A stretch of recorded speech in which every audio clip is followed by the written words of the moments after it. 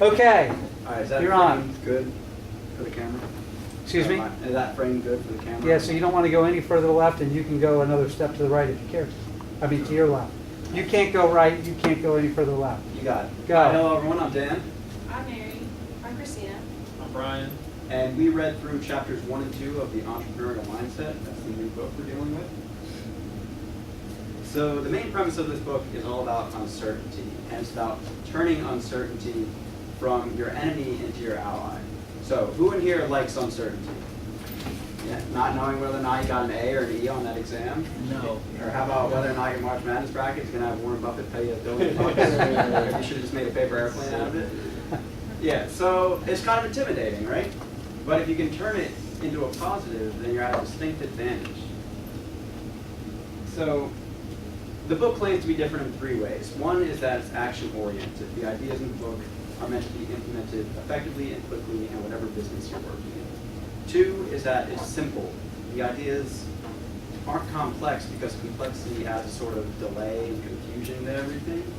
And 3, it's intended to grow with you. It starts out pretty basic and then adds levels of complexity as you move through the book.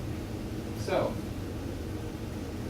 we get into flipping uncertainty into opportunity when these 3 factors sort of coalesce into acting and thinking like a habitual entrepreneur, which is pretty much someone who does just that, turns uncertainty into opportunity. And we then define 5 characteristics of the habitual entrepreneur, starting with perhaps the most obvious one, is that they're always looking for opportunities. New business models, new ideas, new ways of looking at things. We then move into discipline. They don't jump right into something. They wait for the ripe opportunity to go in. Then we go for only the best opportunities. They have a very tightly controlled portfolio that they're pursuing and only a few sort of options at a time. They adapt to survive, which is basically they go with actions based on their instinct and then adapt as the needs of their venture vary. And perhaps the most important is that they network. They utilize the resources of everyone around them.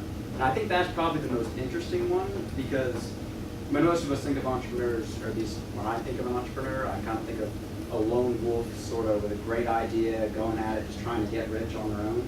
But actually it's very team oriented, and when you use the skills and resources of those around you, you have a much better chance of achieving your goals. So we then move into some of the strategies that are essential for achieving these goals, and Christina's going to tell you a little bit more about those. McGrath then goes into opportunity and value behind opportunity and which opportunities are worth pursuing to grow your business. And in the end, everything's about profit and profitability. So one of the ways to do that is an opportunity register, which Brian will go into later, a little bit deeper. And once you have those goals in mind to grow your opportunity, you want to be able to pursue them without falling or failing to your uncertainties and grow as an entrepreneurial leader.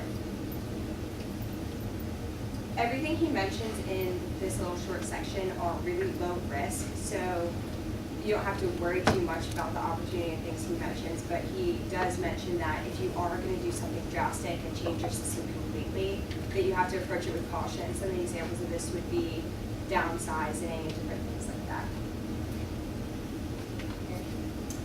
So we all want to win, right?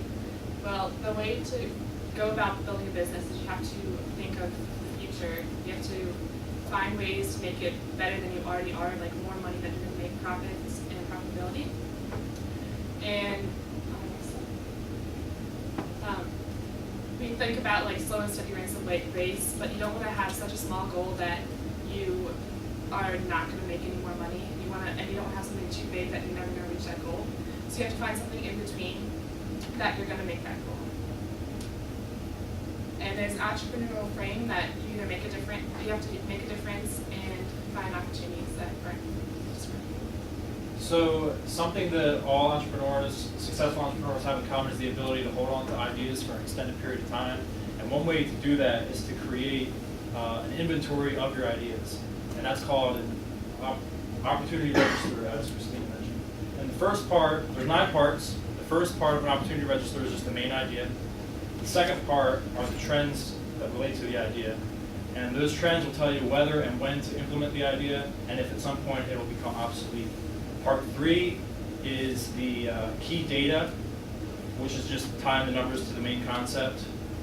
Part 4 is your obstacles. What are you going to have to overcome to make this idea work? Number 5 is the company position, which are your strengths, unique skills, resources that you have to set you apart. Number 6 is your competition. What are you up against if you start to implement this idea? Number 7 is your sources. You want to have everything, you want to have a bibliography of all the sources that you've cited for your information to go back on for any reason. And part 8 is the type of opportunity you have. There are 2 types. One is arena building, which means you're going into new territory, and then there's model transforming, which means you're going into a competitive territory where other people are doing similar things. And then the last part of your opportunity register is your timing. Implement the idea. And to conclude the whole chapter, there are 5 steps, action steps, that they recommend for us to take. Step 1 is to know your current performance numbers. And step 2 is to have your target performance numbers for the next 2 or 3 years. Part 3 is to communicate with your team and make sure everyone is on the same page with your numbers. Where are you at? Where do you want to be? You all need to be on the same page. You got to be able to communicate with that. And number 4 is to monitor yourself for consistency. Are your words aligned with your actions? And are you following through with everything you're saying? So you want to make sure you have trust with the team. And then number 5 is to have the opportunity to register, which we just talked about. And then Josh will conclude it for us. Well done.